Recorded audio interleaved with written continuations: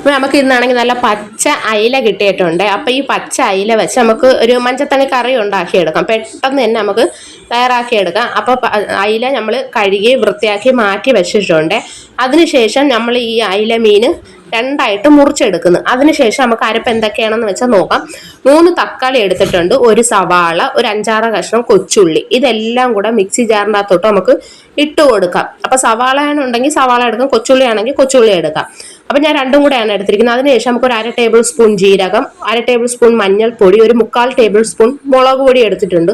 പിന്നെ ആവശ്യത്തിന് കുറച്ച് വെള്ളവും കൂടെ ഒഴിച്ച് മിക്സി ജാറിനകത്ത് ഇട്ട് നല്ല കണക്ക് നേർത്ത് അരച്ചെടുക്കണം. അതിനുശേഷം നമ്മുടെ മീനിന്റെ അകത്തോട്ട് ഈ അരപ്പെല്ലാം കൂടെ ഒഴിച്ച് പിന്നെ മിക്സി ജാറും കൂടെ കഴുകി നല്ല കണക്ക് ഒഴിച്ചെടുത്ത് നമുക്ക് നല്ല കണക്ക് ഇളക്കിയെടുക്കാം. ഞാൻ കൈവച്ചാണ് ഇളക്കുന്നത്. എന്നിട്ട് ഇതിന് ആവശ്യത്തിന് നമുക്ക് ഉപ്പ് ഇട്ട് കൊടുക്കാം. ആവശ്യത്തിന് ഉപ്പ് ഇട്ട് കൊടുത്ത് ഞാൻ പുളി പിഴിഞ്ഞ് വെച്ചിട്ടുണ്ടായിരുന്നേ, അങ്ങനെ അതും കൂടെ ഇട്ട് കൊടുത്ത് നല്ല കണക്ക് നമുക്കിത് ഈ മഞ്ചത്തണ്ണി നല്ല വെന്ത് വരണം.